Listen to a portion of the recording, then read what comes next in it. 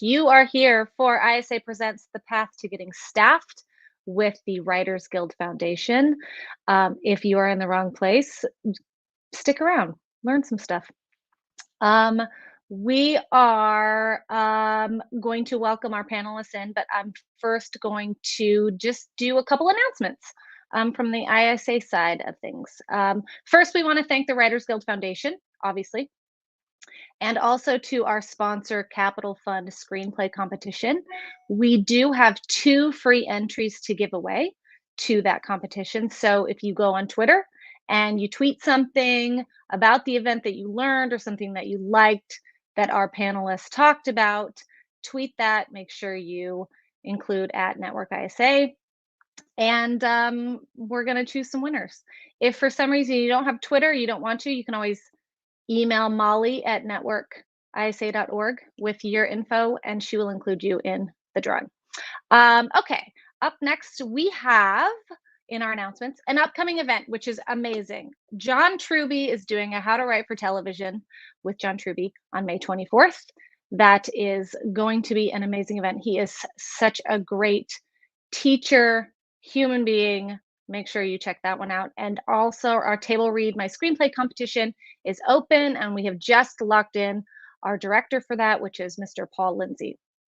I also wanted to bring your attention to the ISA's Pro Tips page.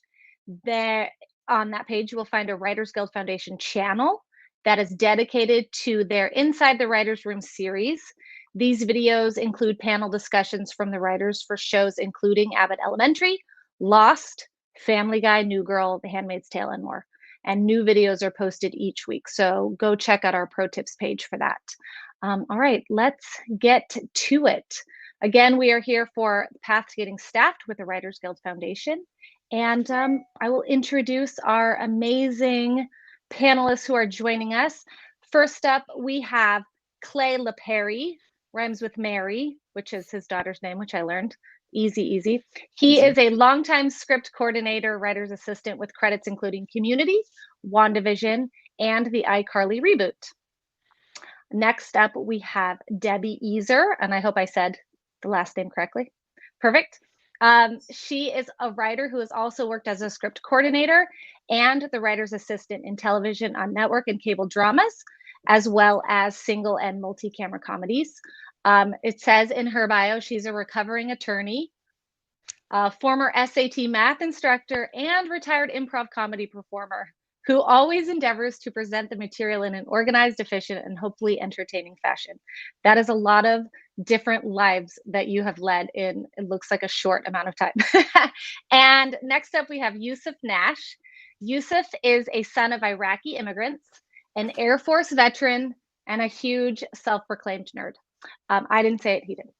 He received an MFA in TV writing and screenwriting from Stevens College, completed the Writers Guild Foundation Veterans Writing Project, which he still volunteers for, and the Writers Access Support Staff Training Program, which we are highlighting tonight. He's held multiple internships, was a writer's PA on Legacies, a script coordinator on True Lies, and now he's a writer's assistant on The Greatest, a Muhammad Ali series on Amazon.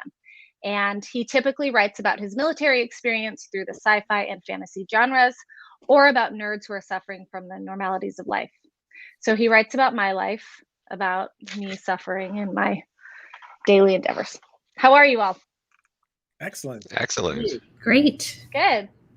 Thank you so much for being here. I want to go around to each one of you and just talk to you a little bit about, beyond what we've said in your resume, a little bit about your origin story, how you, not how you got your superpowers, but how you sort of found your way into the entertainment industry, how you decided that storytelling was the path that you wanted to take, anything in that region. So Clay, let's start with you. Okay, I'll try not to drone on. I, like many of us, was a fan of television at a very young age.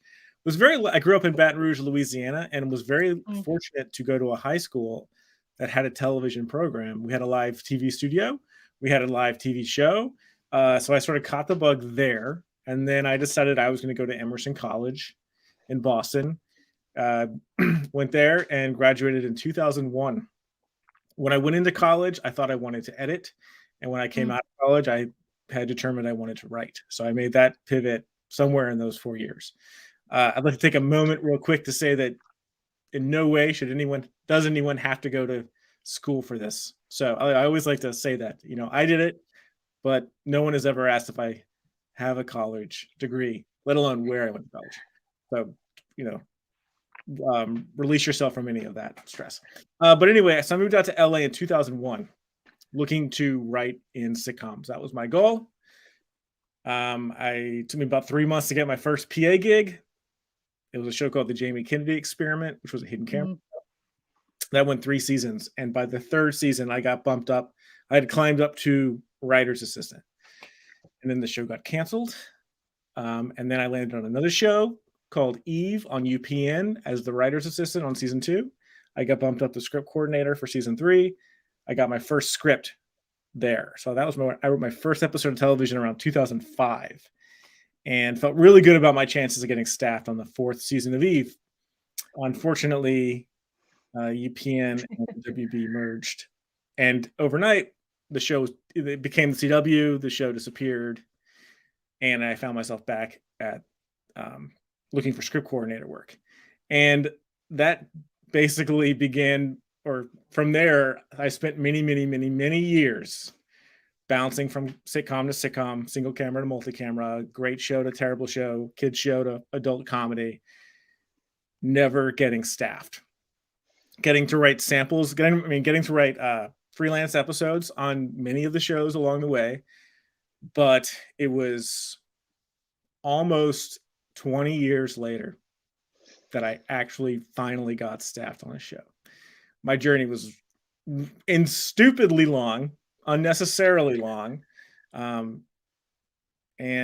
ultimately finally got that carrot that I had been chasing, and I got real dark along the way many times. But I was eventually I got staffed on the iCarly reboot, and then from there I did a season of an upcoming Marvel show called Wonder Man, which they're shooting now. And that brings me here. And then along the way, I started teaching this class with Debbie, and together we teach the Writers Access Support Staff Training Program. Amazing. We will get back. I have a couple questions about your path, but we will get back to that after intros. Debbie, let's go to you. Let's find out your origin story. So I grew up in New England in Connecticut. And from a really young age, I was writing stories to the point where, like when I was 6, the birthday present that I got from my Nana was a plastic typewriter, because that's who I've always been, is, drawing, typing out the words and drawing the pictures. And so I've just been someone who loved telling stories from jump. And the way that manifested as I progressed through my education was one of my majors in college was history, because that to me is another form of storytelling. I also wear a big old nerd hat, so take everything I say knowing that. I like school a whole lot. And from there, I actually took a year between, I applied to law school. I don't have, my parents are not lawyers or anything. I saw law as another form of storytelling, persuasive storytelling. But I wanted to take a little time, a whole big year between college and law school, because it's law school's a lot and it costs a lot, and I wanted to get the most out of it. So I actually had taken a screenwriting seminar my last semester of college, because at the time my school didn't have a film program, and fell in love with the format. That was it for me. Through a series of lucky breaks, had connection through an organization I was part of at school. I got a chance to pitch for an episode of television on a show, and long story short, I ended up getting a story credit on an episode of TV,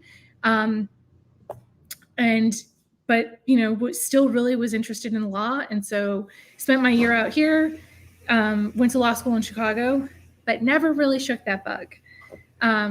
So back I came to Los Angeles to practice law, knowing somewhere in the back here that I hadn't, lost the television bug.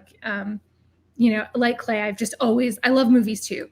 But I love that I love writing TV because you get to spend a whole season with these characters and take them on journeys. And yeah, so after a couple of years of practicing and paying off debt, I took the leap because I was a litigator, and I'm sure you can already tell by my personality, I'm someone who just gets it. No, I was a litigator who hated to fight. So I was not well suited for the profession of law, though I still do love the law. And yeah, so when you start over, you got to start over at the bottom. You don't just get to lateral your way in. So I have since had a career in television. I started off, was fortunate enough to get a showrunner's assistant position, did that on a couple shows. I was a writer's assistant, and, you know, worked as a script coordinator on many shows, mostly dramas. I've done a couple comedies, single cam and multicam, done a bunch of dramedies as well. So Clay and I are a very good balance of our experience. So, and now I will pass it back to you and Yousif. Excellent. Thank you so much. And I have a couple follow-up questions for you as well. Yousif, let's talk to you about your path to where we are today. Oh boy, this is tough. How do I follow that? Well, you know, I mentioned my parents are from Iraq, you know, and they, like many immigrants, they came out here, you know, seeking better lives for themselves and their future family. You know, they lived in like the height of Saddam Hussein's power.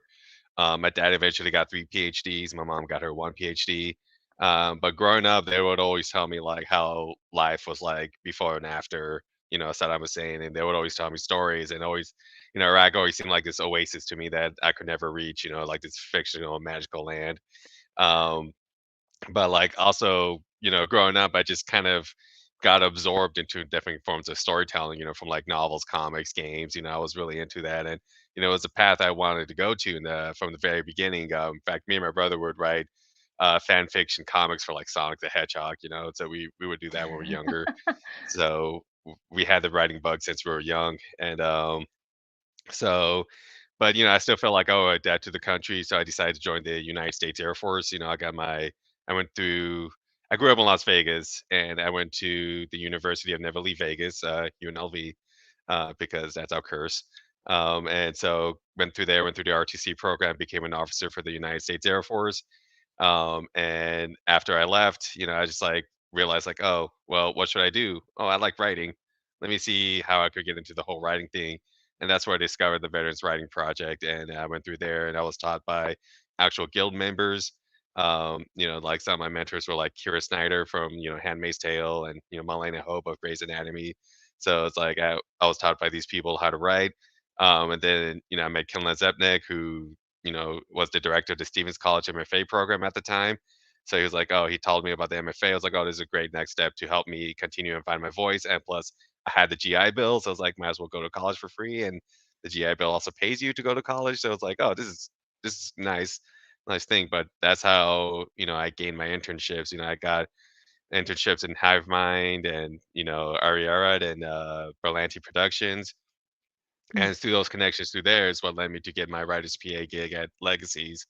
And and the funny thing is my connections there is how I got my script coordinator job at True Lies, and through my connection True Lies is how I got my current writer's assistant job here. Mm. But obviously none of this would have happened if Clay and Debbie, you know, who were amazing teachers and really taught me like how to be a script coordinator and how to be a writer's assistant, which gave me the confidence. So like during my interviews, I would just talk about like, oh, this is all the stuff I learned. And so, and they, you know, very, very impressed and, you know, hired me on the spot. So yeah. Wow, that's amazing. So I have a question for you, but I'm gonna jump over to Clay really quick, just before I sort of get into job descriptions and what jobs do. Clay, you mentioned when you were talking that it took you 20, basically around 20 years to kind of like make that leap. Looking back, do you have an idea of why that was so difficult to get to that next step? Or was it just kind of like, I mean, like, how were you getting your jobs? And then, like, why weren't you making that leap? Was there something that was blocking you or just luck? Sure. I mean, a lot of it was luck and bad timing. You know, some showrunners would tell me that they, if we got another season, they would staff me, and then we would not get another season. Or sometimes I'd land on a show with a showrunner who had no intention of promoting anybody of the support staff. A couple of the reasons. So on the Jamie Kennedy experiment, I learned what I later realized was kind of a bad lesson, which was that becoming a writer's assistant or script coordinator is a guaranteed path to getting staffed, because from every season to the next, they promoted the script coordinator to staff. So on my third season, when I was finally in the writer's office, I was like, oh, here we go. I'm going to get staffed. I'm going to be 23, 24, and I'm going to get staffed. This is how you do it. It didn't happen because the show got canceled, and then it continued to not happen for a million other reasons. And I just kept digging my heels in, thinking, well, this is the way to do it. So this is going to happen. And then eventually, years and years go by and you realize, oh, this is just one way that you can make it the transition. The reason I got so many jobs is because I became so good at the job as script coordinator that people would call me. I got to a point pretty quick where I never had to go looking for jobs. The jobs would come to me, and they'd usually sometimes offer a script, and they'd say, hey, come on the show. We'll give you a script. And if we get another season, we'll staff you. And so they just keep dangling these carrots. Right.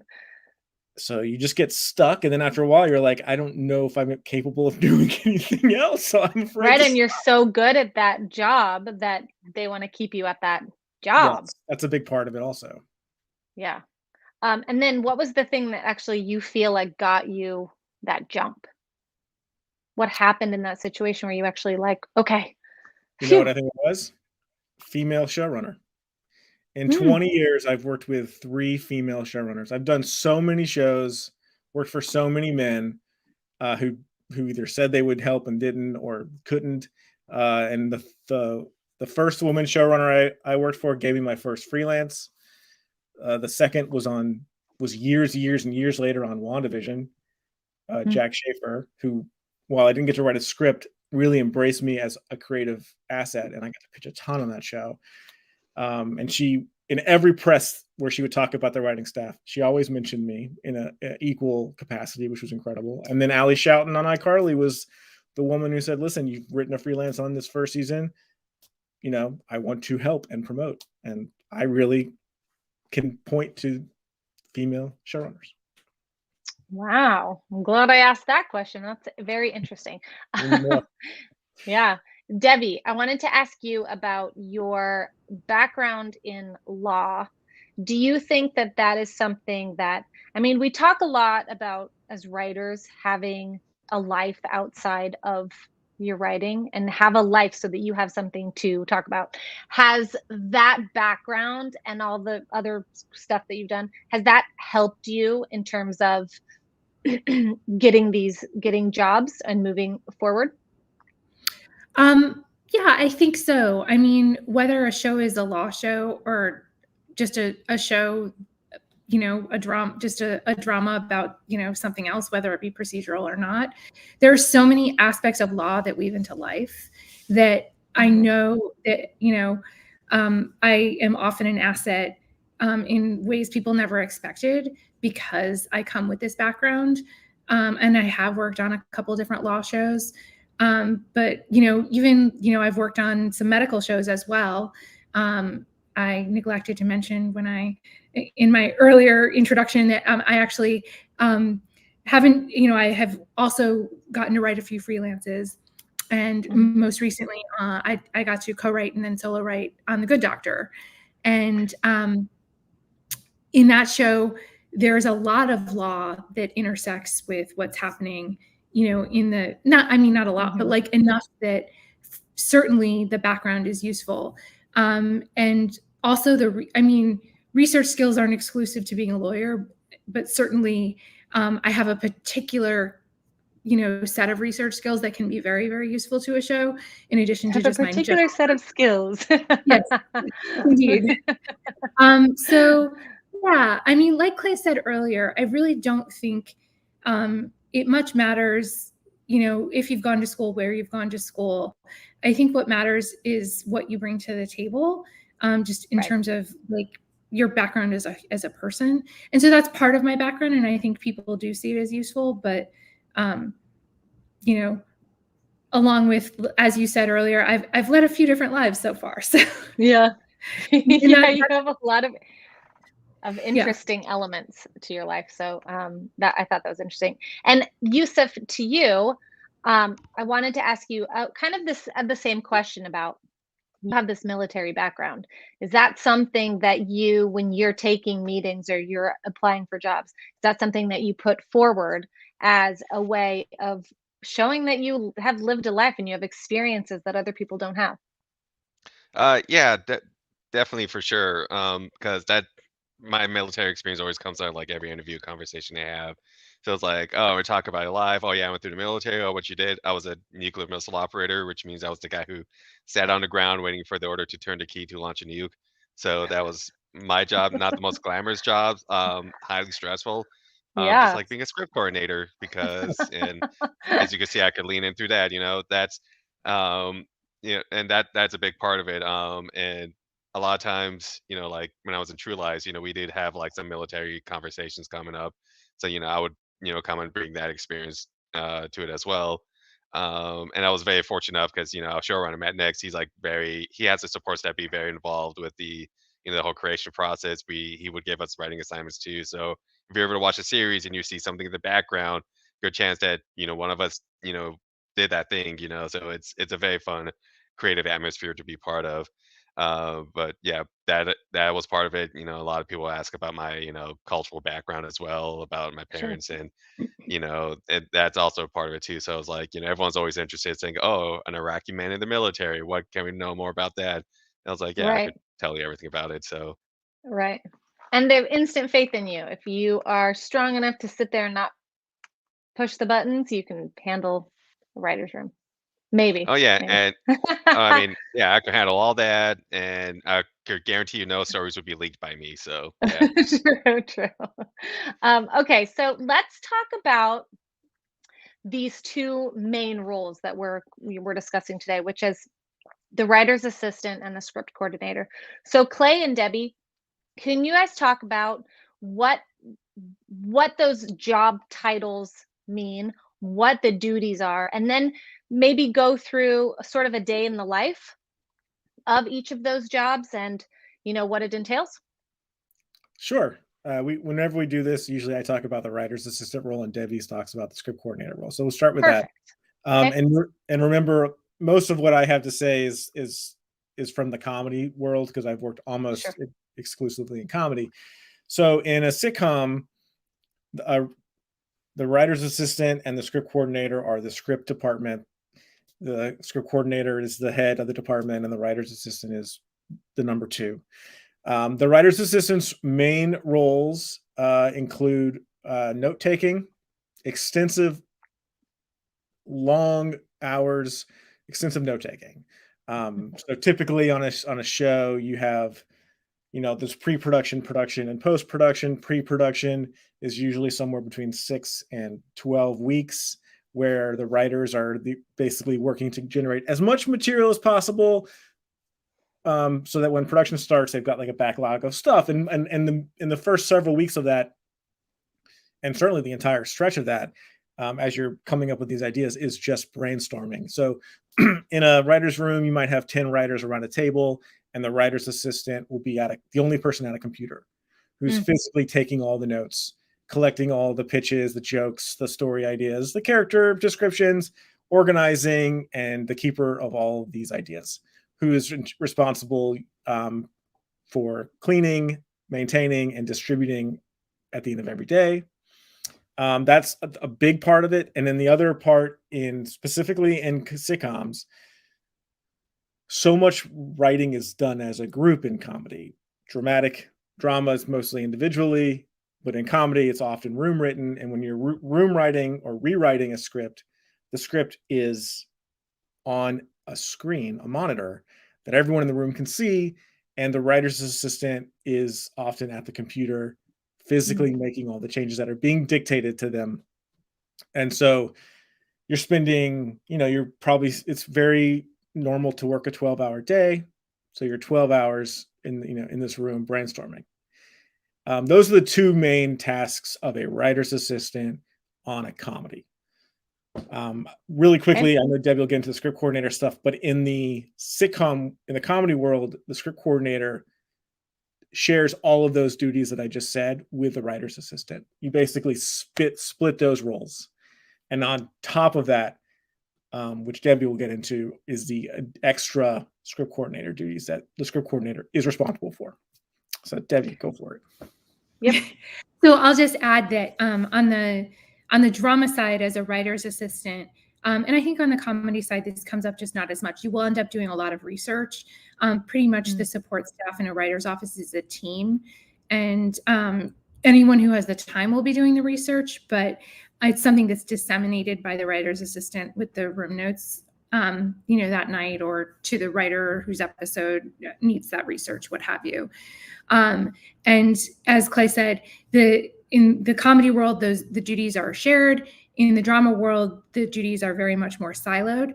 So the script coordinator only ends up taking notes if they're asked to fill in, or if the room splits up into 2 rooms and they're asked to take one of the rooms, what have you. It's not generally a part of the regular assigned duties. What the script coordinator is responsible for is, I try to shorthand it to calling it the copywriter of a show, because the script coordinator is responsible for proofreading, formatting, and distributing any material that goes out of the writer's office.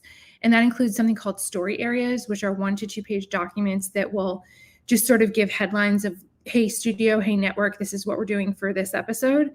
An outline, which is a much more detailed, scene by scene breakdown of what episodes will be. And then your scripts. And you start with studio or studio network drafts, and then network drafts, and various drafts, and then getting into revisions and so forth. So that's obviously a huge part of what a script coordinator does. But in addition to, and you're part of the beating heart of the writer's office. I've never worked on a show as a script coordinator where I've not been part of the writer's room, where I'm not, unless duties require otherwise, where I've not been present in the writer's room, and where I've not been, someone who has been, obviously, when I say encouraged to contribute, I don't mean that I'm stepping over and pitching onto, the actual people hired to be writers in the show, but I've always worked for showrunners who value contributions from support staff. So in addition to those duties, a script coordinator is also responsible for something called clearances. And what that means is every script goes to a research company, and that research company will create a report with every name, every character name, business name, anything referenced in a script that might be copyrightable, a movie quote, a song quote, even like something that might have a label on it. And they're going to generate a report, and, they're going to do research into, Clay Lapari is the character in the script. Are there more than 3 Clay Laparis in the Los Angeles area, or 4 or 5, depending on the studio standard? And then there is a lawyer assigned to each show, and that person will have to either sign off on usage of each name or not. And if something is rejected, it's the script coordinator's job to then go back to the writer, work with them to get alternates, and so forth. Same thing, similar thing, broadcast standards and practices, even on streaming shows, like there are still things, because you have also ad sales. Sometimes they don't want you mentioning brands in dialogue. You have to make sure that those things that are flagged are changed if required. As the script coordinator, you are also dealing with a whole bunch of script paperwork, is the way I term it. This is paperwork that generally you're submitting to business affairs, because writers are paid for their job as writers in the writer's room, but they also, when they're assigned a script, that is a separate contract and script fee. And the script coordinator is responsible for processing that paperwork, making sure they get paid, along with a whole host of other paperwork. And on top of all that, the script coordinator is also the hub for different departments: production, the art department, casting, post, and the script supervisor, the first ADs, all of whom have separate different needs that are script related that the script coordinator is in charge of handling. So it's a big job, and it requires a lot of, multitasking and detail oriented brain work. I mean, I don't know. It sounds very easy to me. It sounds really super basic. You got this. To throw it out there, all those things that Debbie listed, you do that in comedies as well. The difference is that the comedy scripts are 30 pages versus the drama scripts, which are 60 pages. So it's half the time of proofing. A follow-up question, Clay, for you. When the writer's assistant collects all of that data for the day and the jokes and all the stuff, what do they do with what do they do with that? Do they compile it at night and then give it to everybody, or just keep it, or like have it as a reference for the next day if somebody asks? Like, what do you do with all of that? The typical procedure is to send the daily notes to the entire writing staff at the end of the night, after you've had time to clean it up. The more you do the job, the better you get at cleaning up as you go. So you're not spending a lot of time after hours cleaning, but certainly in the beginning, you need that time to sort of get your legs. The reality is most writers don't read the notes. It's sort of just a thing where no one reads the notes Right. until they need to read the notes. And that's when, someone gets assigned the story about the rafting trip, and suddenly they come up and they say, hey, I need all the notes on the rafting trip, and then you have to go find all those notes and send them again, even though they've already received the notes. Right. So you have to send it out, but it's rare that people check it every day. Right, of course. And we're going to get into, I want to shift into talking about the program, but first I wanted to ask Yousif, when you first started out, before you did this program, were you like, I mean, it sounds like if you're stepping into one of these roles, it's just a lot thrown at you. So I wanted to just ask you, before you did the program, I know you did the veterans program, but before you did this program that we're going to talk about, how did you go into that? Were you completely overwhelmed, or just because of your background of all the stuff that you've done already, were you like, what was that like before you learned a little bit more? Like before I got into the program? Yeah. I mean, it was overwhelming. I mean, I don't know, because I feel like a lot of stuff about the class where we're going to detail about the program will like answer this question, so I don't want to give too much, Yeah. but like, just like going in, I mean, I had an idea of like what both positions entailed, and it's definitely like, positions I really want to strive and go towards, because I still feel like as a writer, I'm not that strong or sellable, but I've kind of grown tired of like working a bunch of odd jobs. Like another one of my previous jobs was being a adjunct professor at the community college in Las Vegas. So it's like, and that was a whole different life and story in it. But I kind of got tired of it. And I was like, I want to work in the actual business, because it's been years now, and I need to start working, and hopefully I could work my way up.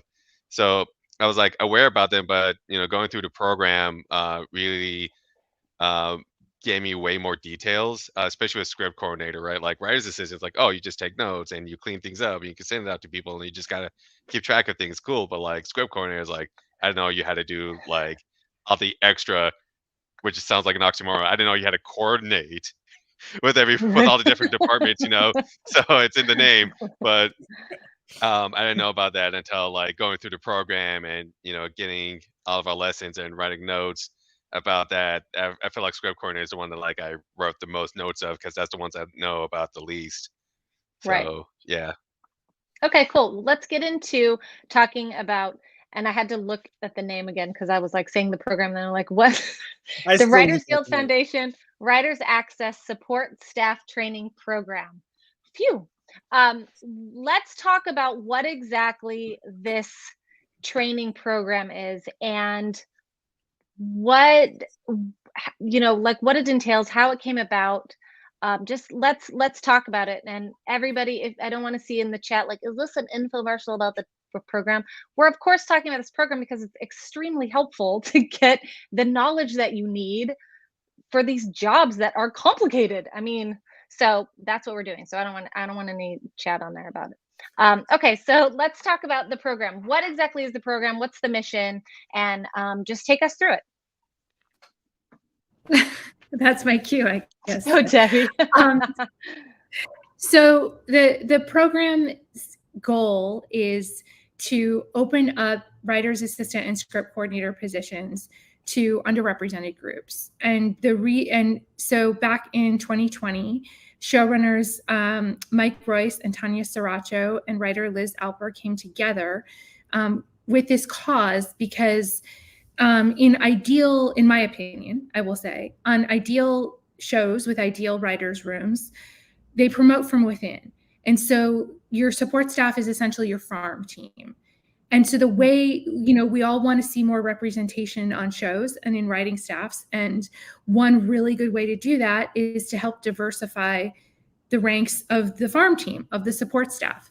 And that is very much, that is what this program is all about. And so this program was designed to cut through that catch-22 of, you can't get a job without the experience, but how the heck do you get the experience if no one will hire you without the experience? So the idea is you go through what, Clay and I proudly refer to as a very intensive 12 weeks of training, where you will learn every single skill you need to kick butt as a writer's assistant and a script coordinator. And it is, in my opinion, equivalent to having a season of television under your belt for real, because we give you homework and we expect you to do it. And it's the equivalent of publishing scripts. And we have, even more homework for next year, this next cycle. You're welcome, future students. So really everything that Clay and I have described that goes into the positions, we have stepped out in lessons in very interactive ways. We run 4 separate simulated writer's room exercises. So people we expect no one in the program will have ever been in a writer's room. We're going to give you that experience of being in a writer's room, both as support staff and just to give you experience of what it's like to be pitching in a room. And we, in addition to the skills, we teach you about all the politics that goes into these jobs, because there's a lot that you just can't know until you experience it. So Clay, jump in and tell me what I forgot. No, I think you nailed it. I mean, that's what we're doing, trying to give the people who need it, who have tried to get into this world and have not been able to, the opportunity to learn everything it takes. And we have a ton of knowledge between the two of us, decades of experience. And we're really proud. We've had a lot of success so far that we're super proud of. Well, let's talk about the application process of this. How does somebody enter? And then because you guys are here and you're the insiders and the knowledge, are there any tips, any tricks, any insider knowledge that we can know about applying, ways to get a leg up in the application, anything that you should really think about or focus on in that application?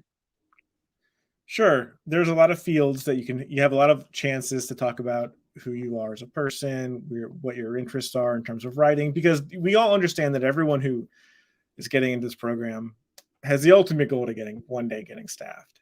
I can tell you, speaking personally, because we do have a pretty large committee who reads the applications, a selection committee, and everyone sort of has their own boxes that they're checking independently. So we're not always looking for the same stuff. But I can tell you, for me, the things that I want to know that the person applying has an understanding of what the class is, that this is a class for support staff. This is not a guaranteed way to get staffed. It's not a fast track to getting staffed.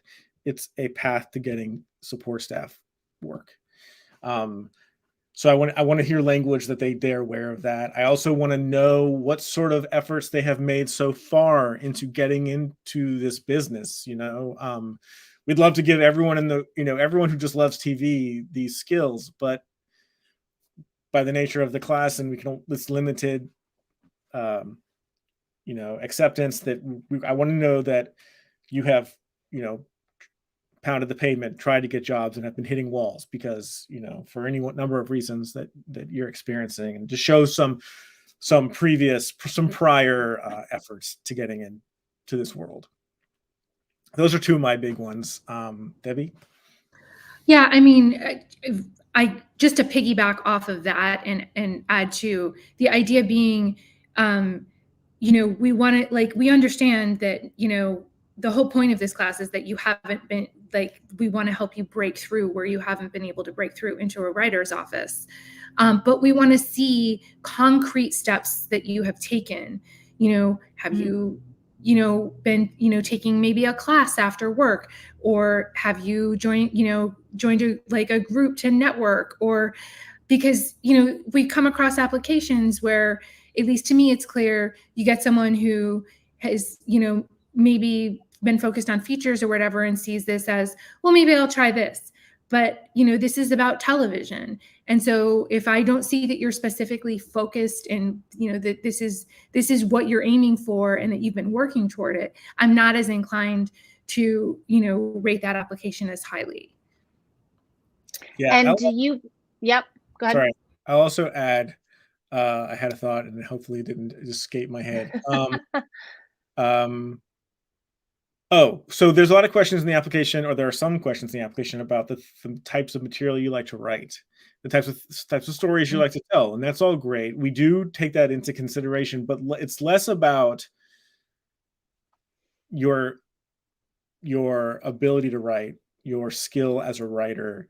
It's really a bigger part of it, I think, for Debbie and I is figuring out, we have a nice balance of people who want to write comedy, people who want to write drama, people who are interested in animation. Sort of, we want to have a nice spread of interests, so that once you have graduated and these hopeful job opportunities come, we never know who's going to come knocking on our door. Is it going to be an animated series? Is it going to be a serialized, or a dark comedy, or a procedural drama? It's nice to be able to find the right candidates for the right job and to have a nice selection of voices and styles. Okay. And I'm going to fire some questions. Okay. So there's a question of, do you have to live in LA? Good question. You do not have to live in LA. However, we are limiting the number of non-LA class members to, I think, about 10%, because the goal here is to get people jobs. And a big, the hard reality is, if you don't live in Los Angeles, you're going to have a lot harder time getting work. Now, obviously, people in New York, people in Atlanta sometimes have opportunities, but most writers' rooms, productions are all over, but most of the writers' rooms are in LA. So we just don't want to have 20 great candidates who can do the job but can't get to the job. Right. And then next, do you guys notice repeat applicants? So if somebody applies, say last year, and they didn't get it, do you encourage them to keep applying and keep honing their skills, because you will notice? Absolutely. Okay. You've had a whole other year where, I assume if this is your dream and your goal, that you've been working toward it, and, show us that. And we definitely encourage people to keep applying. I believe last year's cycle had someone who had applied the first year and not gotten in. At least one, for sure. Yeah. It will not hurt you in any way. That's awesome. And then how many people are accepted, and is it just one time a year, or do you do it twice? So this year, I think we're just doing it once. We are just doing it once. We are the first class that we taught so when we first did it, when we first launched applications for our first 2 semesters that we filled up at the same time, we took 48 people, 2 classes of 24 people. We got 2,200 applications that first year, and we had to narrow it down to 48 people. Afterwards, Debbie and I sort of talked. We like, how can we improve the class? And one of the ways was a smaller class size. So the third class of people we had 16 people. We had 1,100 applications, and we took 16 people. They're not exactly sure on the total number this year, but it's not going to exceed 16. Okay. And then is there a deadline? I see the link is up for this, but do you guys know if there's a deadline? Is it coming up, or do you have a little bit of time, or? You definitely have some time. Do you know the deadline off the top of your head, Debbie? I want to say it's May. It's May something. I'm sorry. I should know this. Okay. It's May 18th. Go to the link. May 18th. May 18th. Amazing. Okay. And, Perfect. and I just wanted to give a Yep. shout out. I saw in the chat. I didn't know Renee was here. Renee Ross, who was in our cycle last year, she was someone who she said I applied the first year, didn't get in, but got in last year. So, like she said, do not give up. That's amazing. Hello, Renee. Thank you for joining us. Okay, Yousif, I want to ask you about your experience going through the program. Can you talk about your application process? Was it easy? Did you think I'm gonna totally get in it, or were you like, I'm gonna fill this out and then can you talk about your experience in the program? Yeah. So I rewrote my essay 7 times. Like I really wanted to get in this program, and we all got so bad. And I, rewrote it a couple times myself, shared it with some friends, shared it with some mentors, getting feedback from all around, and you know, just and just learning from that. So like I was like very serious, and as we all know, writing is rewriting, right? So that's how bad I really wanted to get in. And, obviously I'd start off with like, telling a story, that was the advice I gave. Like, don't write it like it's a typical cover letter that you're applying to some, business or job here in a year.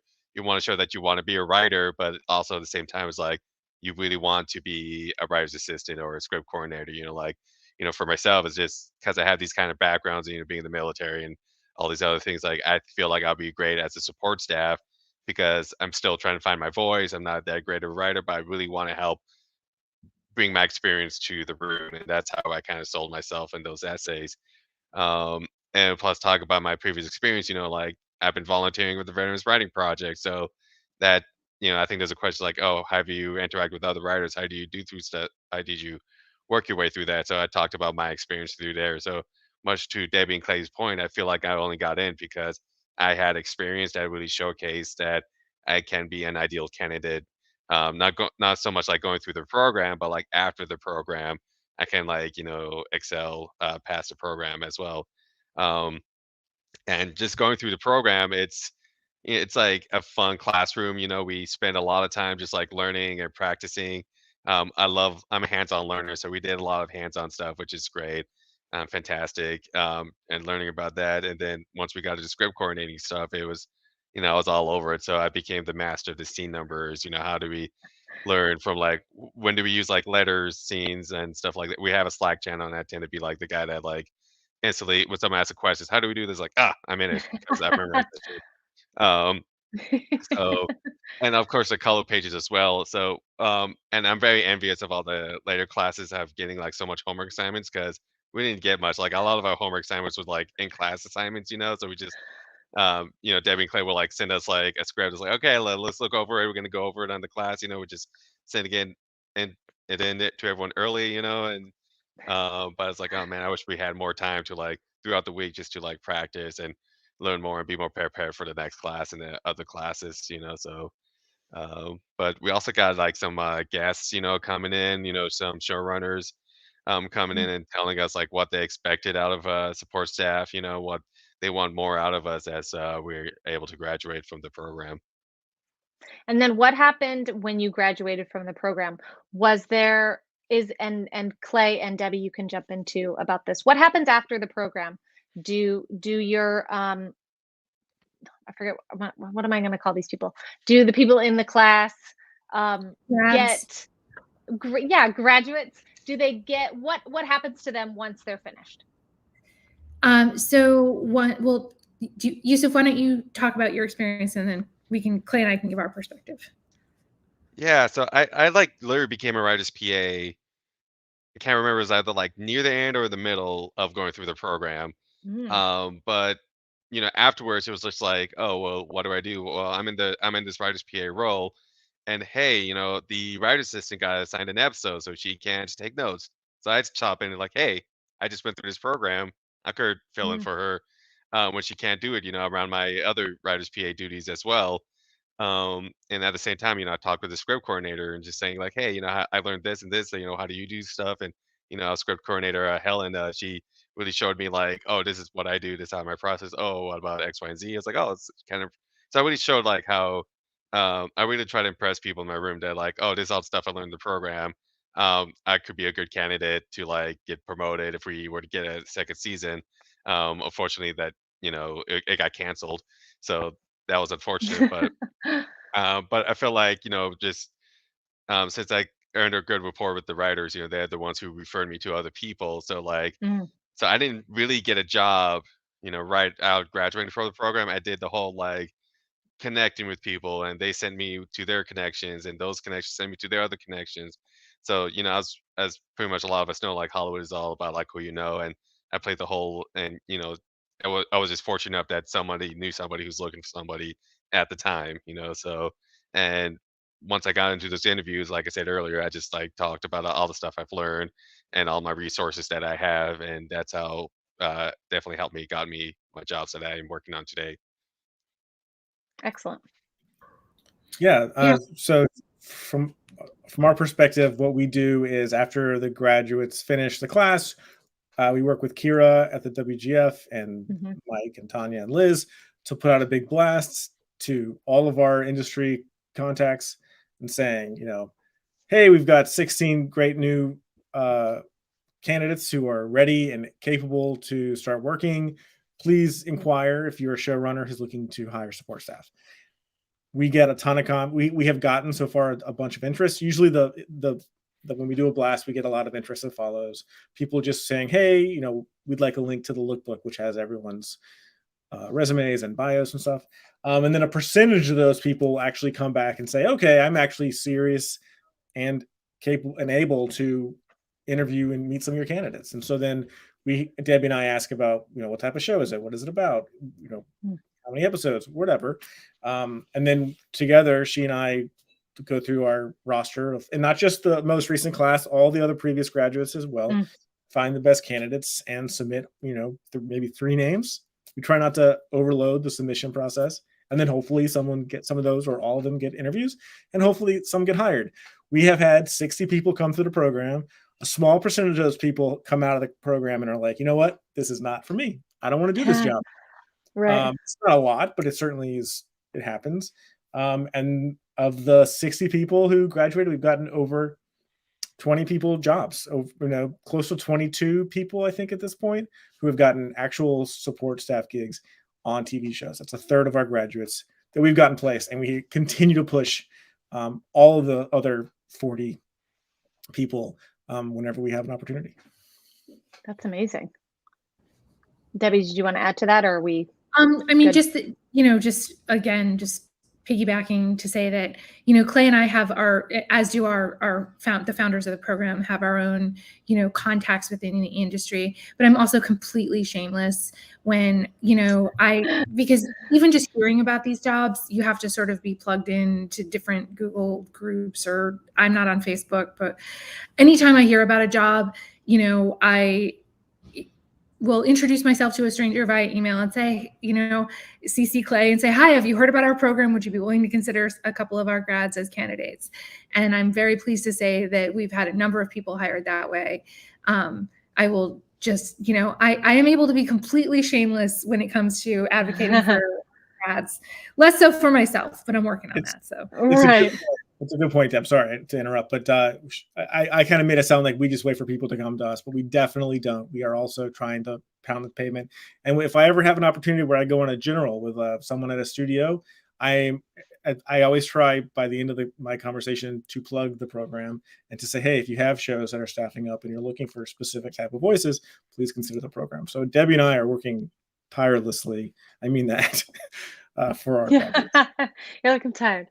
Mhm. Yeah. I mean, you guys sound And like the most ideal instructors, honestly, of just coming from pure love and, yes, care for they're people. absolutely great. And they're very quick in answering questions too. Like I'm pretty sure they'll get 100 questions from like all the students, and they are just on it all the time. So they're absolutely fantastic people. You can't ask for better teachers. I learned so much from them, and I still refer to my notes all the time. Debbie is an amazing PowerPointer, so her PowerPoint presentations never left my desktop. So they're definitely great Oh, resources to have. Thank you, Yousif. that's amazing. Yeah. I'm going to get to some of the questions that Scott has pulled from the chat. So if you guys put a question in the chat, he probably pulled it over. If you have questions right now, throw them in the chat so that we can kind of pull them over while we just talk about this last topic. Will you all talk about this possible writer's strike?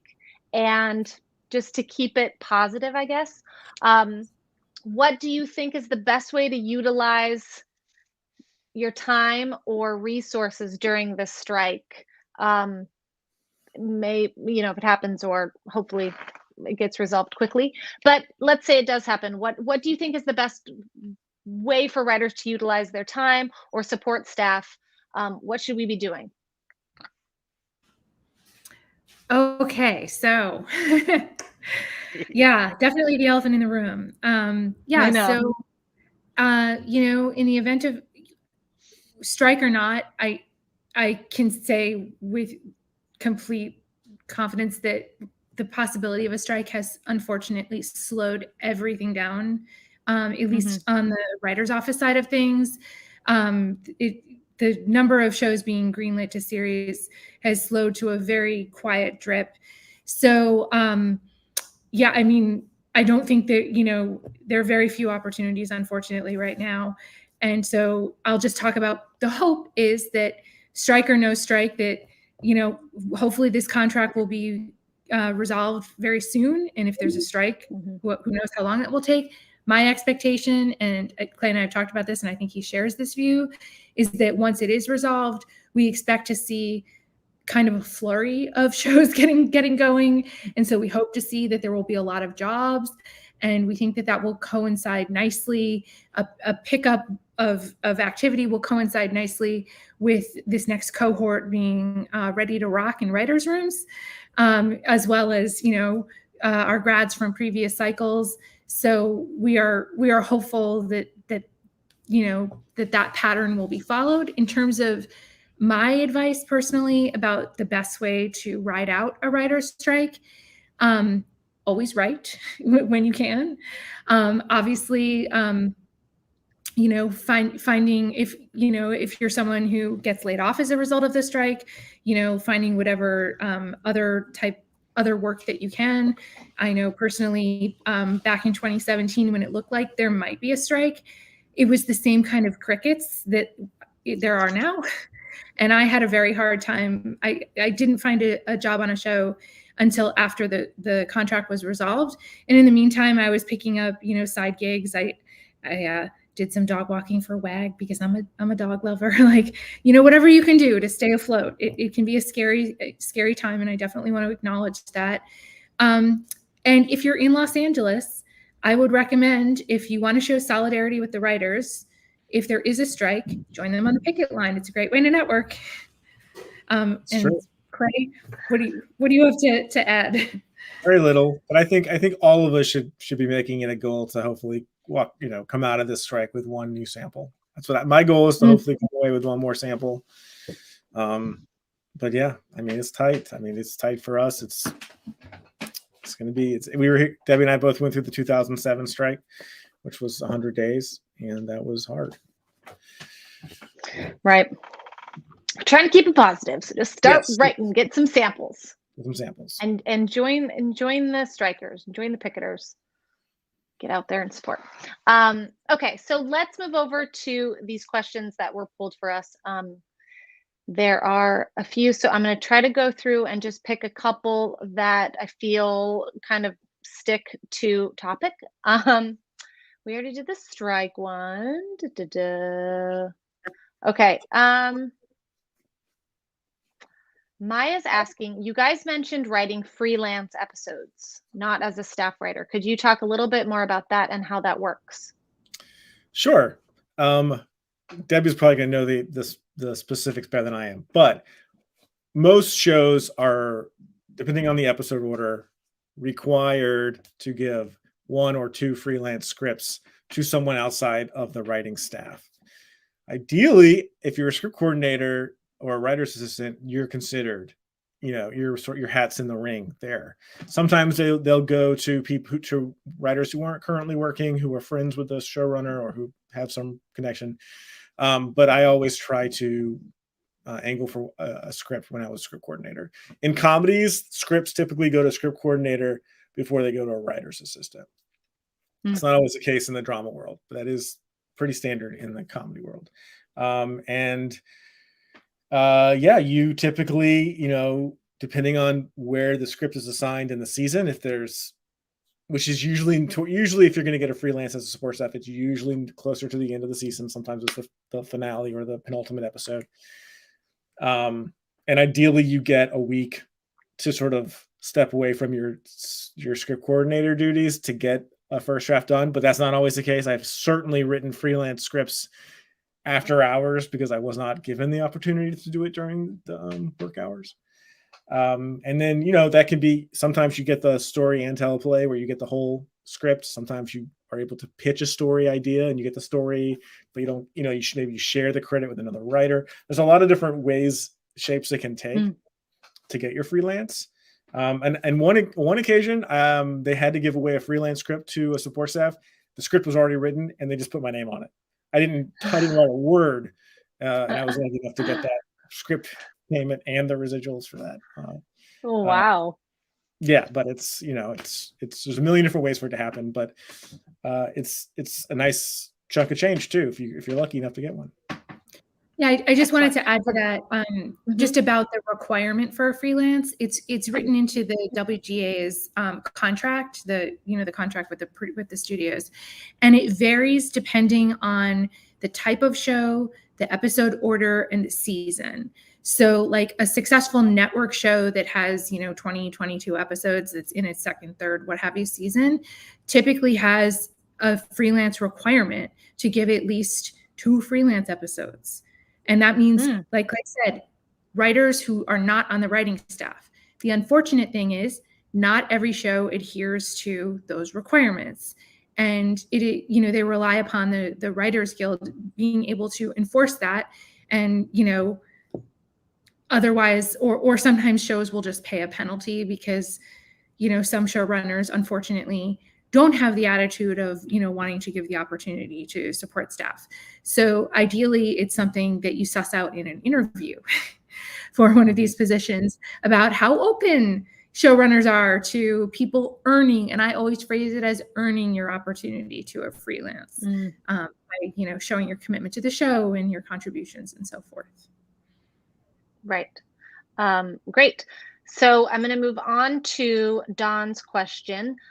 Wondering if it's worth applying if you aren't in LA yet, but you plan to move out in the next year. Also, if you're in grad school, should you wait until you're done with school? I think if you have real true plans to move to LA, like you think that's in motion, absolutely say that in your application. Definitely apply, make it clear that this is, you don't live in LA yet, but by X amount of time, by this month or whatever, you plan on being there. That's great. That will count as an LA. I don't think that would count as a outside of an LA person. Yeah. And then in terms of grad school, David, what do you think? What are your thoughts about that? My thought is wait until you're out, because you want to be available for full-time work as soon as you're through this program. So, and you're in grad school, for a very good reason. Like you're studying something very cool and gaining skills. So this program is not going anywhere. I would advise waiting until you are done and available for full-time work. Yeah, much to the point, because I'm sure Debbie and Clay know sometimes like you'll get hired and they'll be like, okay, great, can you start tomorrow? Like, and that's like kind of the point of living in LA. Like, when I got my PA job, it was like, hey, we want you to start tomorrow, but you had to take this COVID test, so you have to wait 3 days, because of the rules. So it's like, so a lot of places like really want you right away. My current job, they say, oh, like I had more rooms, like, oh, come in like, next week. So it's a very quick turnaround. They don't let, it's not like a normal place where it's like, oh, you got hired, you could start in a month from now. It's like, no, they want you like now. That's really good. Yeah, that's true. What just overall advice? I'm just going to kind of paraphrase a couple of the questions. What advice do you have for emerging writers who would like to be staffed, would like to work in television, but maybe don't make it into the program. Do you have any just advice in general for like starting out in the industry of what you can do? Is it about networking? Is it about having a large amount of samples? What's some good advice to help these writers?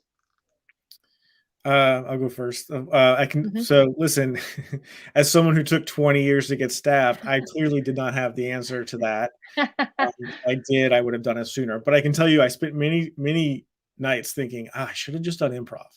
I should have at some point stopped this madness and tried UCB or because I wanted to write comedy, and I think that that's a great way to sharpen your craft in terms of comedy writing. If you do that, I think it's a great way for networking. I think networking is the answer. I think samples are also the other answer. And that's, so much of it beyond that is luck and timing. Right. And I would just add that, more specifically when it comes to networking, my attitude has always been like, we rise together. The people that I have gotten to know in this journey, the more that we all help each other, the better off we all are. So I have made it a point since, I waved my hands when Clay talked about improv, because I went through the groundling school, not because I had a dream of being on SNL, but because I love making people laugh. And it was, I started it when I was still practicing law. It was such a good outlet. And I met so many fun people who I'm still friends with, a bunch of them to this day, and they're doing different things in the industry. And it's great. Like, and I have friends who went off and became like, went the agent route, and, none of them stuck through to become agents, but like getting to know people who are working on that side of things, you're all going to bring different knowledge and experience and connections to the table, and you can help each other. And that's what it's about, as well as like, people working on the studios and development side of things. Find your people. This is definitely a hard city to do that. I moved here like knowing one person. But if you stick to it and put yourself out there, I'm naturally a shy person. It's not my comfort zone. But you will find it, and join a writer's group, like, do all these things. I'm sorry. I also want to make it clear that I know that I don't want it to give the impression that the support staff route is not a viable route, because I've seen so many people come up below me and continue on to getting staffed in lightning speed over the course of a year or 2 seasons. It happens. We've had 2 graduates get support staff jobs and already have been staffed. So this is also a viable route, even though for me personally, for Debbie and I, it was longer routes or longer paths. It's not always that. But you need to know that that's a possibility before you get too deep. Yousif, what's your advice for newbie or emerging writers? I have this poster. I'm a fan of this YouTube channel called Extra Credits. They talk about games and stuff. And I got this poster that I hang over my head. And it says, "Fail faster. No idea is fully formed. Your ideas can't be precious. Your ego can't need protecting. Every failure is a chance to get it right."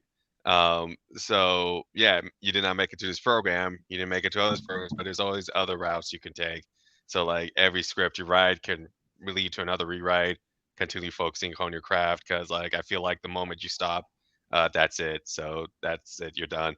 And it's hard. It's gonna be grueling. You're gonna hate your writing. You're gonna be upset that other people aren't making the connections you thought you're going to be making, but you just got to keep going at it, because if you really want to tell your stories, if you really want to get your voice out there, you really got to keep on moving and keep on going, and your time will eventually come. So that's my advice. I'm 34 awesome. and I'm gonna be 35. I'm gonna be 35 next month, and I'm a support staff, so like if you think age is going to be a thing, don't discount it too much. So yeah, I love that, because there were a couple questions about age, like what about the over 40 writers, or the writers who are in their 30s, or so yeah, I think that's some great advice. Just keep going. I would just want to add on the age thing. ageism is a real thing in Hollywood. Like, I'm not going to pretend that it's not. And as a female sitting here on this panel, I can tell you, I won't like talk about my age ever. And I will occasionally watch my cultural references when I'm in a writer's room, because it is a real thing. So is it a thing? Yes. Is it a thing with everyone? Absolutely not. But I mean, just as there are obstacles for every group, but you know, I do want to acknowledge that, like, yeah, it is a thing still in Hollywood, unfortunately. Not to be a downer, even though my name is Debbie. I was just gonna say that. I'm like, oh. Okay, I was gonna end on Yousif's super amazing, upbeat comment. Yousif, I love that you came in. I just want you to read. You just look up and read that thing one more time on the ceiling, because I love it. Fail faster. No idea is made fully formed. Your ideas can't be precious. Your ego can't need protecting. Every failure is a chance to get it right. I love that. I think that is how we were going to end this conversation. Make sure you guys go to the link and fill out the application. Go for it. I mean, I can't imagine a better program, honestly, if this is the path that you want to take, honestly, and you have the best instructors. So apply, do it. You're out there. And that is all for tonight. So everybody have a good evening, and we will see you next time. Thank you.